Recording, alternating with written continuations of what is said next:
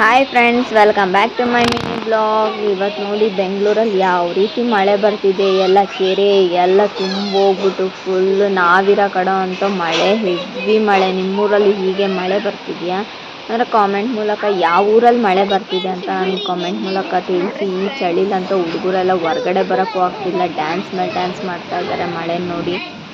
So ನೋಡಿ, ಬಿಲ್ಡಿಂಗ್ಗಳು ಸಮೇತ ಕಾಣ್ತಿಲ್ಲ, ಮಂಜಂತೂ ಫುಲ್ಲು ಮುಚ್ಕೊಂಡು ಹೋಗ್ಬಿಟ್ಟಿದೆ. ಏರೋಪ್ಲೇನ್ಗಳು ಸೌಂಡ್ಗಳು ಬೇರೆ, ಅಪ್ಪ ಎಲ್ಲೂ ಹೊರ್ಗಡೆ ಹೋಗೋಕ್ಕಾಗ್ತಿಲ್ಲ. ಸೊ ಅದಕ್ಕೆ ನಾವು ಮನೇಲಿ ಏನು ಮಾಡ್ತಿದ್ದೀವಿ ಅಂದರೆ, ನಮ್ಮ ಅತ್ತೆಗೆ ಬೋಂಡ ಕೇಳಿದೆ. ಸೊ ಹಂಗಾಗಿ ಅವರು ಬೋಂಡ ಮಾಡೋಣ ಅಂತ ಬಂದು ಬೋಂಡದ ಹಿಟ್ಟೆಲ್ಲ ಕಲಿಸ್ತಾ ಇದ್ದಾರೆ, ಕಡಲೆ ಹಿಟ್ಟು ತೊಗೊಂಡು.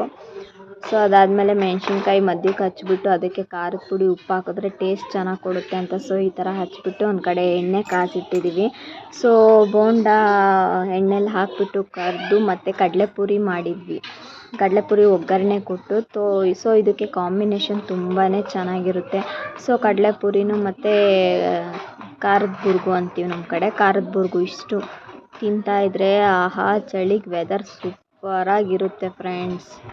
ಅದೊಂದೇ ಇದ್ದರೆ ಸಾಕಾಗಲ್ಲ ಅಂತ ಟೀ ಮಾಡಿ ಲಾಸ್ಟಲ್ಲಿ ಟೀ ಕುಡಿದ್ರೆ ಸಮಾಧಾನ ಆಗುತ್ತೆ. ಸೊ ಟೀ ಮಾಡಿಕೊಂಡು ಕುಡಿದ್ಬಿಟ್ಟು ವೆದರ್ಗಂತೂ ಸೂಪರಾಗಿತ್ತು.